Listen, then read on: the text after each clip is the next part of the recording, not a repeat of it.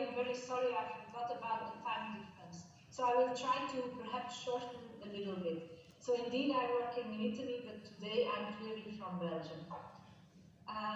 Okay, so I will give an introduction of Cochrane rehabilitation and evidence-based medicine. Let's see, the slide is not going.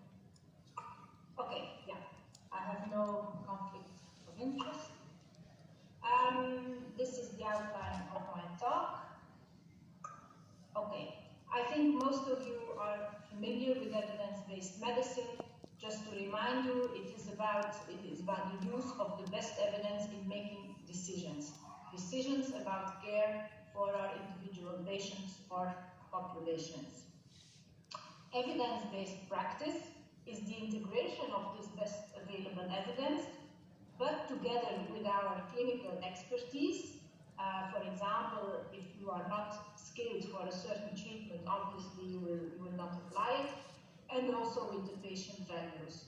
We all know that it's very important to make decisions together with our patients in shared decisions. So this triad brings us to evidence-based clinical practice.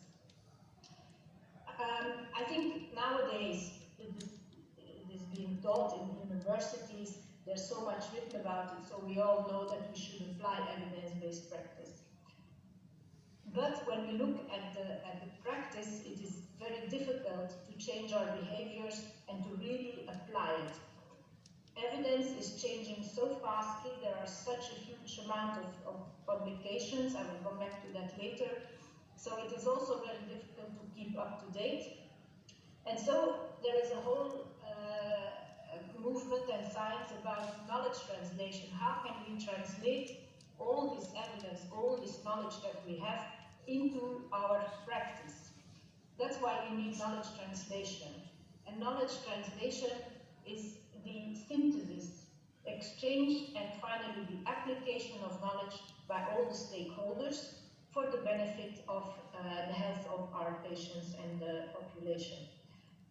There are 4 phases, as I said: synthesis, and that is where Cochrane comes in. I will explain later. The dissemination, where Cochrane rehabilitation also comes in, then exchange with all the stakeholders, and then finally the ethically sound application of knowledge. There is also a newer term that is called knowledge mobilization, which is even a step further. So this is including knowledge synthesis, dissemination, exchange, but also the co-creation and co-production by researchers and the knowledge users. So this is a step further to improve knowledge translation, that we should more involve our users, our patients, our consumers, whatever you want to call them.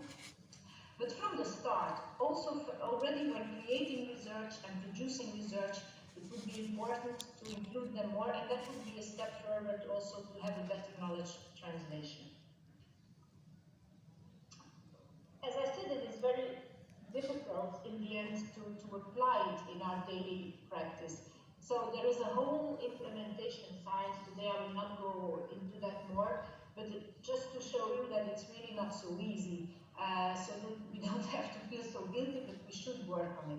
The implementation science is about how to improve the uptake of the outcome of research and other evidence-based practices into our routine practice. And this is all about how we can change behavior. So it's about behavioral attitude, about change, about changing science. So this is really a huge domain.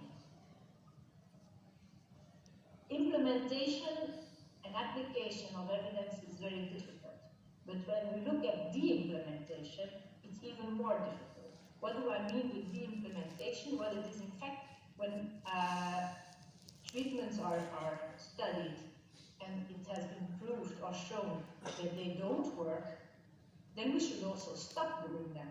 And I can advise you this very recent paper of a Dutch group of Amsterdam, who studied over several decades, starting in 1919, in a huge database, the treatment of low back pain. And they saw that it took several decades before stop doing what was proven not to do, like for example bed rest. And this is obviously a waste of resources and also possible harm to patients. Just to show you some graphs, so I don't know if you can read it, but it started from 1990 till 2020, and you see that it is very slow, and some treatments even went up when it was already known that they were not so good, and then finally they are now going down.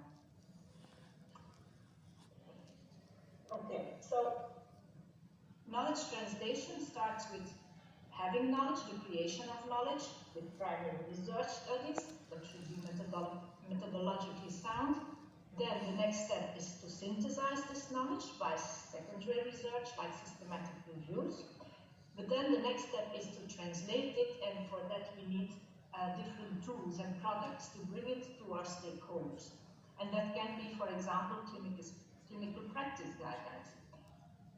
Clinical practice guidelines are not always the Holy Bible, but if they are based on evidence and it is well shown on what evidence they are based and the level of evidence is written, then it can be a good tool to bring it into practice. There can be algorithms, flowcharts, decision aids. Sometimes there are very practical decision aids you can even put in your pocket. Or other messages for end users, for decision makers like health authorities or hospital directions. We can make policy briefs where it is written in a different language, synthesis of the evidence. So it is very important that we have the correct products for different audiences. Also for our patients, as we are more and more involving our patients in the decisions, it is very important that they are informed correctly and in an understandable way. This is something that we also saw very much in the pandemic, in how to inform patients, for example, about vaccines. To improve knowledge translation has been developed already quite a while ago, this knowledge to action framework. So in the center you see what I showed before, the knowledge creation from inquiry to synthesis to products and tools. But then there is a whole cycle to bring this into practice by identifying the problem, adapting the knowledge, assessing the barriers, evaluating, sustaining it, and then start again with the new problems and go on. So if you're interested, there is the reference below on the slide. Implementation of evidence is something that we cannot do alone. It's not enough that you read an article, and then you try to apply it to your patient. It's something about the whole system, at all levels of the system.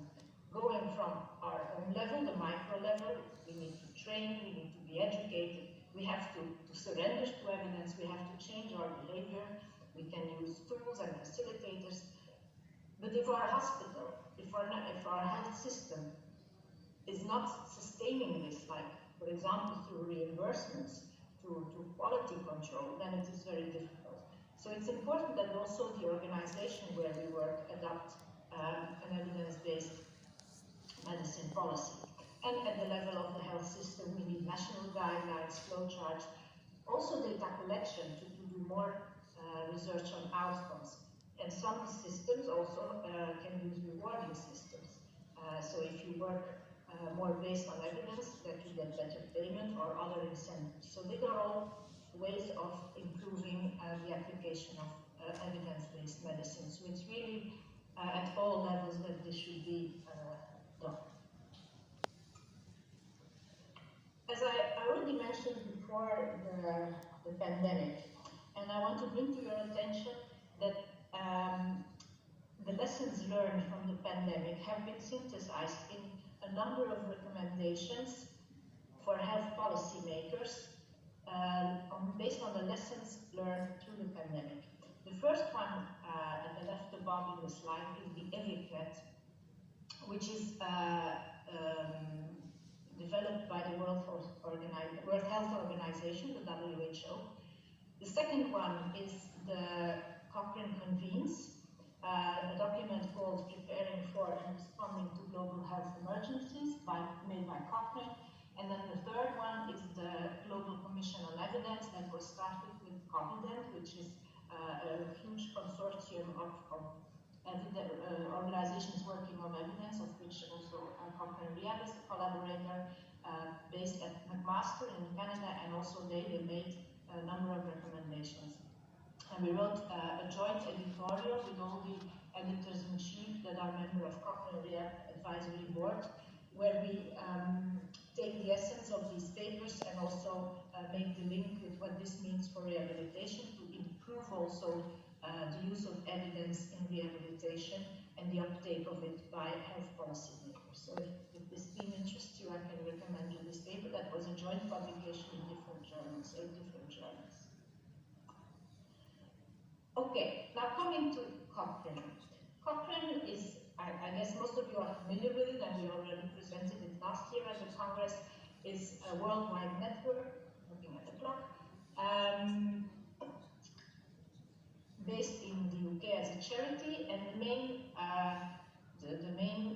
task or the main goal of Cochrane is to synthesize evidence. So as I said, the first step of knowledge translation is evidence synthesis, and this is something that Cochrane does, not only Cochrane, but Cochrane does it in a very rigorous and methodologically sound way. So they do systematic reviews and meta-analysis based not only but mostly on randomized controlled trials. And as you see on the left, on the right, you see the evidence pyramid, the classical one below and then the revised one up, where systematic reviews and meta-analysis are in fact the top of the evidence pyramid. So when you have a systematic review, you have the lowest risk of bias and the highest level of evidence. Cochrane is organized in different types of groups. Obviously, first there are the review groups, where all the Cochrane systematic reviews are being produced. The second groups are the methods groups, where they work on methodology. And then there are the geographic centers that are doing local knowledge translation for a certain region, like Netherlands, Belgium, Italy. I looked up for Greece and I saw that there is an affiliate center, but they don't seem to have a website, so I'm not quite sure how they work. And then there are the fields. And the fields do knowledge translation also, like the geographic centers, but not for a region, but for a specific health community other than a health condition. So not like, for example, Cochrane stroke or Cochrane back and neck or Cochrane S concerning pathology, but for a domain, like, for example, rehabilitation. Here you see all the papers that I looked for in PubMed using the keyword rehabilitation since the start in history until 2021. And you can see that the last decades there has been a huge exponential growth of the number of papers. So for our colleagues who lived in the first half of the last century, it was very easy to read in detail all the papers, 2, 15, even 111, 10 a month could even be feasible. But obviously we cannot read 53,000 papers a year. So that's why we need synthesis. And that's what Cochrane does. So Cochrane rehabilitation is a field and wants to be a bridge between, on the one hand, the Cochrane group who produce all the reviews, and on the other hand, all our stakeholders, the practitioners, the clinicians, all the health professionals, but also our patients and policymakers. I already explained last year what Cochrane Rehab is doing, so I will not go into detail. Last year we existed since 5 years, and we revised also our goals and way of working, so we don't have these 5 areas anymore, but we will now work more project-wise. Just to highlight some examples, in our review area, we tagged all the Cochrane reviews since the start of the Cochrane library that are relevant for rehabilitation, and you can find those on our webpage. If you click on evidence, and you can select by health condition, for example, neurological, or by professionals, for example, for care and physician, you can find all the reviews that are relevant. We work obviously for knowledge translation, a lot on communication. On the homepage, you can subscribe to our newsletter, and we block shots, which are one slide. Here you see, for example, one in Dutch. One slide synthesizing the results of a Cochrane review. And we already have an agreement with your society, so I think in the near future we will also have Greek block shots that will be spread then through your communication channels. And we're very happy about that. Our mission and goal, you can find it on our web page, obviously. So we want to improve not only the production, but also the synthesis, dissemination, implementation, and the impact of rehabilitation evidence at all levels globally, worldwide. We have a lot of projects going on. I will not tell about all of them. I will just present some of them, and then in the next presentation, Stefano, our director, will present mainly the rehabilitation definition project, but also briefly present the RC-Track project, which is about reporting guidelines. I wanted to draw your attention to our ebook that has been launched at the ESPRM Congress in the opening ceremony last summer in Lisbon.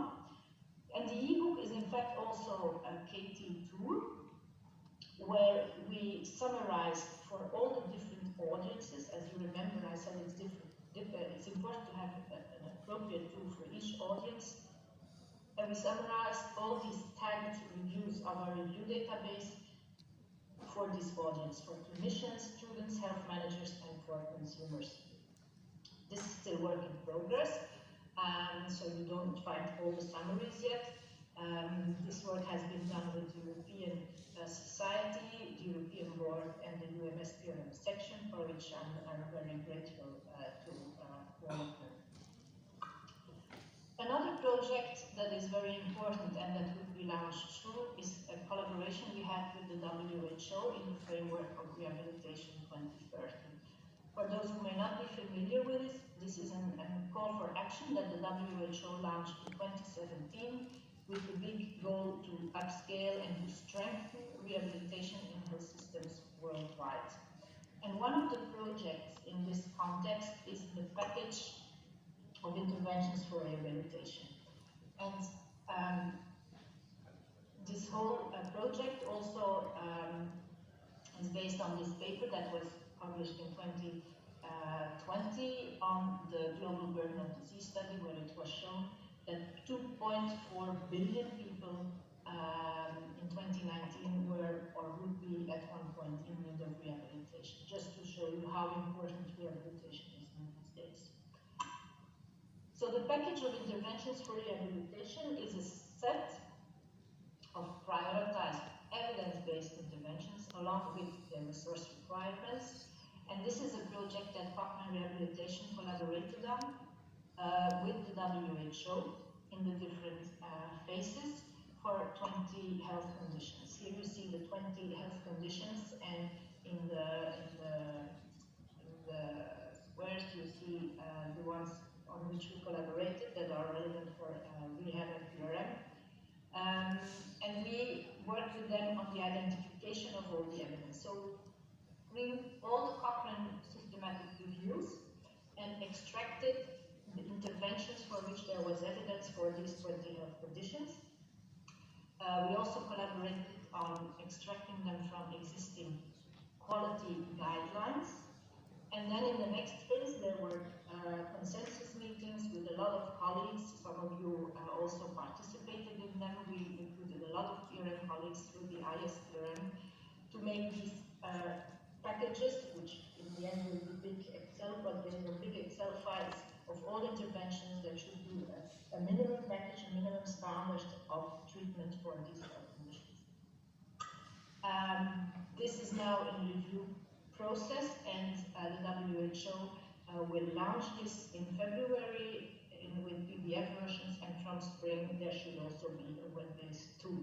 And this will be sent to the ministries of health, but we can also use it in our own practice as a basis of evidence-based interventions. We try to publish also all this work that was done So left to see the overview of all the reviews for each health condition. For example, this is the paper on spinal cord injury. And at the right, you see a paper on the extraction of the clinical practice guidelines for amputation. You can also find all this on our website on the page Special Projects, then before React, and then if you scroll down, you will find the papers that already have been published. I think I should accelerate a little bit. We used also a mapping for this overview. So here you see a number of interventions above, and then left you see the outcomes, and then you can see whether there was the level of the quality of evidence in favor or against the interventions. Briefly, the last project is, but I think you already are familiar with this one, is all the work we did for COVID-19 with Cochrane Rehab that we started in March 2020. We have a Cochrane Library Special Collection. I will jump this one. We updated with a rapid living systematic review all the published evidence on, at the start it was low-level evidence, it was started to case reports and expert opinions, but now there are also some RCTs. So we follow this up and update all the evidence and interventions for rehabilitation for COVID-19. First monthly, then bi-monthly, and now it will be obviously lower. We plan to do the next paper next year. On our webpage, you have this map of all the papers published on rehab interventions for COVID with the topics they are dealing with. And we collaborated also with the WHO in this living guideline on clinical management of COVID-19. And 16 new recommendations were published in September for post-COVID-19 condition, or also called long COVID. So that is chapter 24 that you find online on the WHO page. These were the symptoms that were dealt with in this guidance. And this led also to a scoping review on the rehab care models for post-COVID-19 condition that were published in a theme issue of the bulletin of the WHO, a theme issue on rehabilitation advancing through health policy and systems research. Lastly, I want to introduce you to the World Rehabilitation Alliance, which will be working on advocacy within Rehab 2030 and are preparing a resolution that should be adopted, we hope at least, at the next World Health Assembly in May, which will be very important to strengthen and to promote rehabilitation worldwide with our politicians in all the countries. And this organization is within WHO and is substituting the previous existing Global Rehabilitation Alliance with 5 work areas: workforce, primary care, research, emergencies, and external relations. And we are very happy that both Cochrane Rehabilitation and the ISPRM, our international society, were accepted as a member of this alliance. And with Cochrane Rehabilitation, we obviously will collaborate with the research work stream of the World Rehabilitation Alliance. So next talk will be given by Stefano, and he will explain you our definition. So in conclusion, evidence is growing exponentially, also in rehabilitation, but to bring it to our practice, we need knowledge translation to bridge this gap between knowing and doing. Synthesis has already been done a lot of systematic reviews are published, but often they are also empty or of very low, based on low quality studies. We need to involve more our users from the start of the research. We need appropriate tools for all our audiences. This is something we are working on with Cochrane Rehab. But then if we want to apply it, we really also need to change our behavior at all levels of the health system, and that remains the toughest part. So thank you very much for your attention.